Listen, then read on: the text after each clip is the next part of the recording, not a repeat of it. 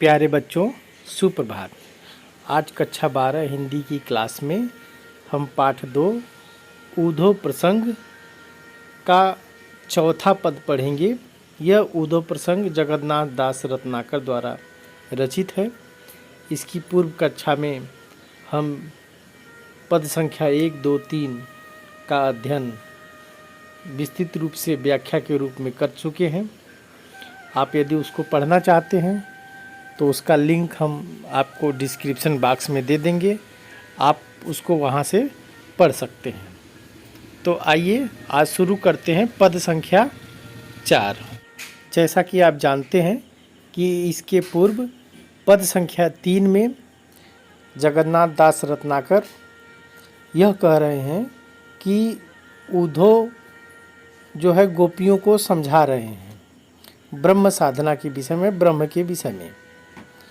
इस पद में भी ऊधो जो है समझाते हैं, उसकी प्रतिक्रिया गोपियाँ करती हैं और प्रतिक्रिया के रूप में क्या कहती हैं इसको आइए पढ़ते हैं। यहाँ पे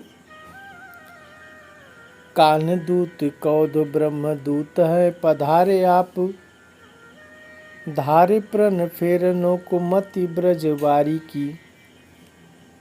रत्नाकर कहते हैं कि कान्ह दूत,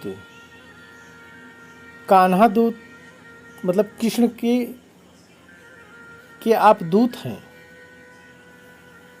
ऊधो को संबोधित करते हुए गोपियाँ कहती हैं कि आप ऊधो के दूत हैं, कान्हा के दूत हैं। कीधो मने अथवा ब्रह्मदूत हैं और ब्रह्मदूत हो के पधारे हैं। आप कान्हा के दूत हैं या ब्रह्मदूत हो के पधारे हैं। धारे प्रण फेरन को मति ब्रजबारी की। ब्रजबारी मतलब गोपियों की, ब्रज की गोपियों की। मति मने बुद्धि। आपने प्रण ठान लिया है। धारे मतलब धारण कर लिया है या ठान लिया है। प्रण मने प्रतिज्ञा। फेरन मतलब फेरने को। आपने प्रतिज्ञा कर लिया है कि ब्रज गोपियों की बुद्धि को हम फेर देंगे। आप कान्हा के दूत हैं या ब्रह्म के दूत होकर पधारे हैं। आपको कान्हा की बात करनी चाहिए तो आप ब्रह्म की बात कर रहे हैं। लगता है आप कसम खा के आए हैं कि हम गोपियों की बुद्धि को आप फेर देंगे।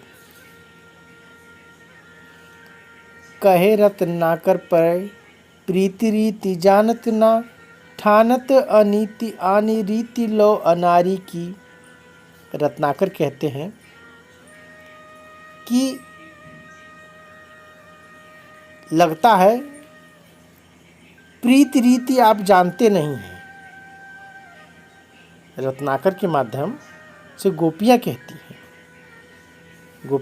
हैं कि हे उद्धव, आप प्रीति मने प्रेम की, रीति मने परंपरा जानते नहीं हैं। ठानत अनीति, अनीति मने अन्याय, और आनी मने विपरीत, रीति मने परंपरा, लव अनारी की। और आप जो है हमारे साथ अन्याय कर रहे हैं, अन्याय करने के लिए ठान लिए हैं। विपरीत, आनी मने विपरीत, रीति लव अनारी की।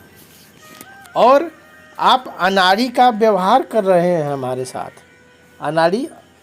अनाड़ी मतलब अनजान की तरह व्यवहार कर रहे हैं। यह जो है परंपरा जो है अन्याय की है। आप जो है अन्याय ठान रहे हैं, हमारे साथ अन्याय कर रहे हैं। अनाड़ी एवं बुद्धिहीनों जैसा व्यवहार हमारे साथ कर रहे हैं। अब आगे देखिए, मान्यो हम कान ब्रह्म एक ही कहो जो तुम, तहु हमें भावती न भावना अनारी की। कहती है गोपियाँ कि माने हो हम, यदि हम मान भी लें कि कान्हा और ब्रह्म एक ही हैं, कान्हा मतलब कृष्ण और ब्रह्म एक ही हैं, कहो जो तुम, आपने जो कहा, यदि हम मान भी लें कि कान्हा और ब्रह्म एक ही हैं, तो हमें भावती न भावना अनारी की। तो हमें भावती मतलब भा नहीं रही है, न भावना अनारी की। अनारी मने अन्यारी की, मतलब एकत्व भावना, अभेद की भावना। एकत्व की भावना का मतलब हुआ कि कृष्ण और ब्रह्म को हम एक मान लें, यह हमारा मन मानने के लिए तैयार नहीं है। यह भावना हमको भाती नहीं, भावती ना, हमको भा नहीं रही है कि कृष्ण और ब्रह्म एक ही हैं।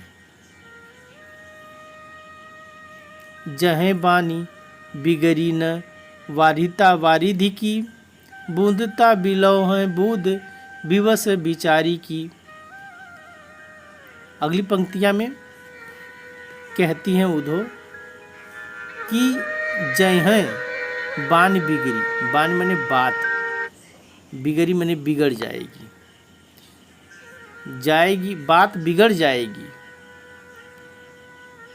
वारिधि वारिधिता वारिधि की, वारिध माने होता है समुद्र, और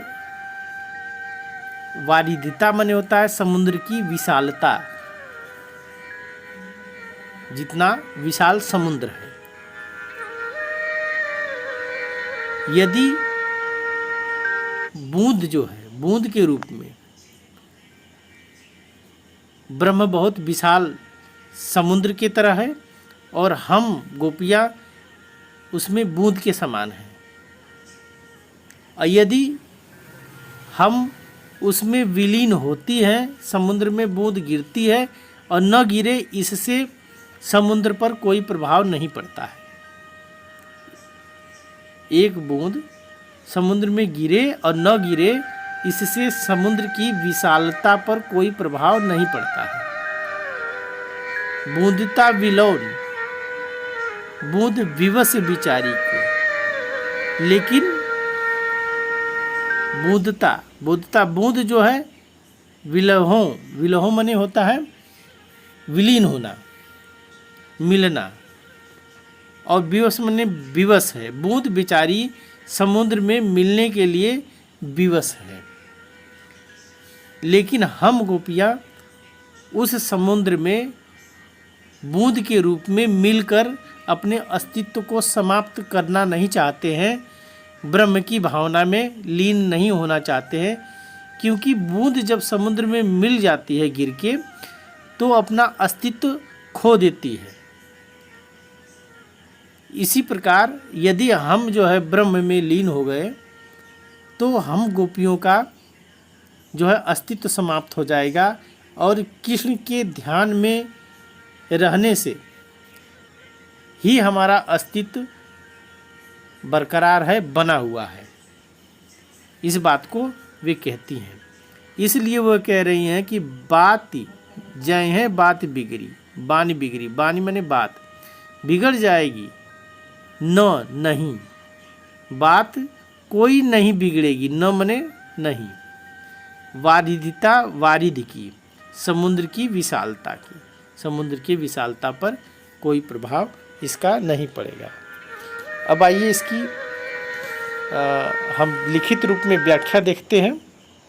यह देखिए, ये पद की व्याख्या है, जिसका स्क्रीनशॉट लेके आप अपने नोट्स में लिख सकते हैं। ये देखिए, और आगे देखिए ये इसका शेष भाग, फिर काव्य सौंदर्य के दो भाग, भाव पक्ष और कला पक्ष। भाव पक्ष में गोपियों द्वारा आत्मा एवं परमात्मा की अभेदता को अस्वीकार करने के भाव, अभिव्यक्त हुए हैं। रस इसमें जो है विप्लम श्रृंगार है या वियोग श्रृंगार कह सकते हैं, एक ही बात है। भाषा इसमें ब्रज भाषा है, शैली मुक्तक है, छंद जो है मनहर सवैया, अलंकार अनुप्रास, यमक, श्लेष और दृष्टांत भी अलंकार है इसमें।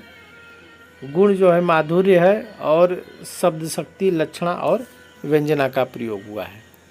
आशा करते हैं कि यह अर्थ आपको समझ में आया होगा। आज के लिए बस इतना ही। धन्यवाद।